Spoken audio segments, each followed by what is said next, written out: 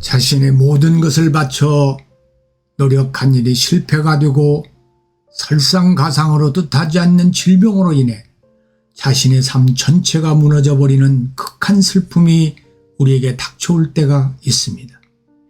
경중의 차이는 있지만 인생에서 누구나 경험하게 되는 이런 무너진 삶을 회복할 수 있는 영적 방법을 느헤미야의 기도를 통해 상고해보고자 합니다.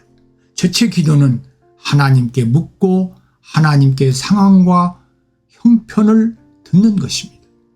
느헤미야는 유다와 예루살렘 사람들의 형편을 가장 잘 알고 그 말을 신뢰할 수 있는 형제 하나니아에게 유다와 예루살렘 사람들의 형편을 물은 것처럼 우리는 우리 가족과 우리 사업에 대해 가장 잘 알고 그 말을 완전히 신뢰할 수 있는 하나님께 물어야 합니다. 우리는 내 삶과 가정과 관계에 문제가 있을 때 하나님께 묻는 것이 기도입니다. 느헤미야는 형제 하나니에게 큰 환난을 당하고 능욕을 받으며 예루살렘 성은 허물어지고 성문은 불탔다 하는지라라는 상황과 형편을 들었습니다. 우리는 하나님께 우리의 형편과 사정을 물어야 할 뿐 아니라 하나님이 알고 계시고 계획하시는 우리의 형편과 사정을 들어야 합니다. 만약 하나님께서 우리의 형편을 영적으로 큰 환난을 당하고 사람들에게 능욕을 받고 있으며 우리의 가정이 부부간의 신뢰가 허물어지고 우리의 양심이 화인 맞은 것처럼 불탔다고 선언한다면 어떻게 될까요? 어떤 사람은 자신이 건강하다고 생각하는데 의사가 여러 검진을 거쳐 암 말기라고 한다면 우리는 한 번쯤은 의사의 말에 귀를 기울여야 하지 않을까요? 우리는 신앙생활을 열심히 하고 영적으로 건강하다고 생각하는데 하나님께서 내가 말하기를 나는 부자라 부요하여 부족한 것이 없다 하나 내 권고한 것과 가련한 것과 가난한 것과 눈먼 것과 벌거벗은 것을 알지 못하는도다고 하신다면 우리는 하나님 앞에 통곡하며 긍휼을 구해야 합니다. 둘째, 기도는 하나님의 음성을 듣고 창조적인 슬픔과 고민을 하는 것입니다. 느헤미야 1장 4절에 내가 이 말을 듣고 앉아서 울고 수일 동안 슬퍼하며 하늘의 하나님 앞에 금식하며 기도하여 라고 기록되었습니다. 슬픔과 고민이 일시적이어서는 안 됩니다. 감정적이어서도 안 됩니다. 형식적이어서도 안 됩니다. 슬픔과 고민이 창조적이어야 합니다.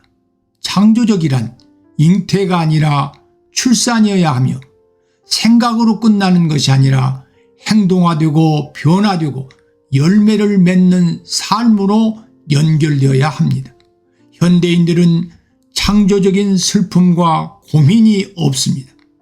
구원의 확신이 없어도 기도의 응답이 없어도 지옥 같은 불행한 삶을 살아도 소망과 사랑이 없어도 잠시 슬퍼하고 고민하다 잊어버리고 그 문제를 아예 회피하려고 합니다.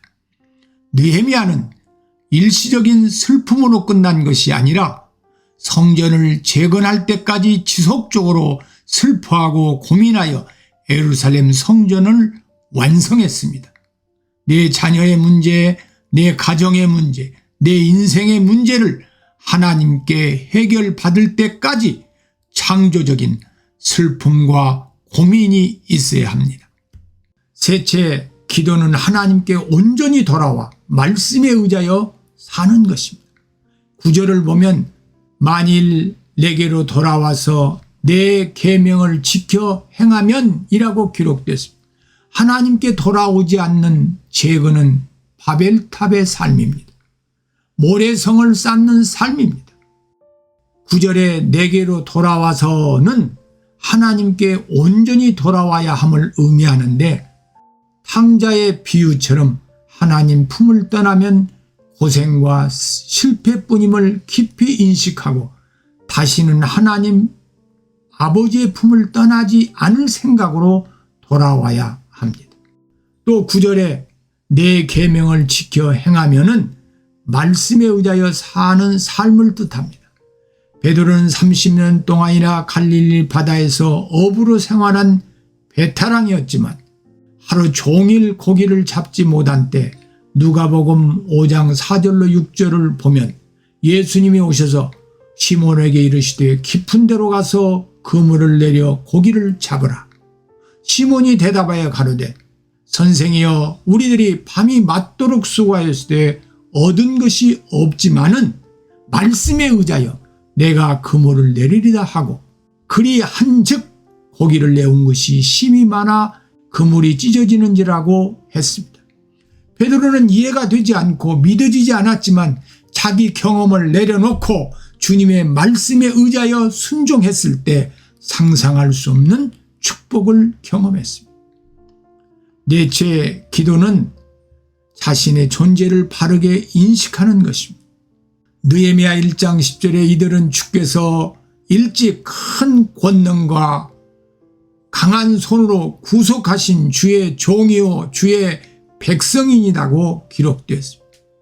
그리스도인은 예수님의 십자가의 보혈로 구속된 존재입니다. 우리의 몸값은 1000억짜리 정도가 아니라 독생자의 보혈로 사주실 만큼 소중한 예수님 짤입니다. 이사야서 43장 1절에 야곱아 너를 창조하신 여호와께서 이제 말씀하시네. 이스라엘아 너를 조성하신 자가 이제 말씀하시네. 너는 두려워 말라. 내가 너를 구속하였고 내가 너를 지명하여 불렀나니 너는 내 것이라고 기록했습니다. 창조하시고 조성하시고 구속하시고 천에 하나 만에 하나 고르고 골라서 주님의 것으로 지명하여 선택하셨음을 정말 믿으시면 자녀의 권능을 덧입게 될 것입니다.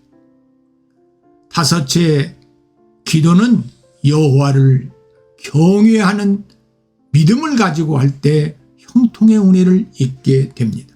느헤미야 1장 11절에 주의 이름을 경외하기를 기뻐하는 종들의 기도를 들으시고 오늘날 종으로 형통하여 이 사람 앞에서 은혜를 입게 하옵소서라고 기록됩니다. 한나는 모든 것이 무너진 절망스러운 때 사람을 의지하지 않고 하나님을 경외하는 믿음으로 통곡하며 서운하며 오래 기도했을 때 하나님께서 형통케 하시는 은혜를 입혀주셨습니다. 형통의 은혜를 체험한 한나는 사무엘상 2장 6절로 7절에 여호와는 죽이기도 하시고 살리기도 하시고 수월에 내리기도 하시고 올리기도 하시는도다. 여호와는 가난하게도 하시고 부하게도 하시고 낮추기도 하시고 높이기도 하시는도다고 신앙을 고백합니다. 여러분도 이런 고백의 삶을 살도록 기도하며 사시기를 축원합니다.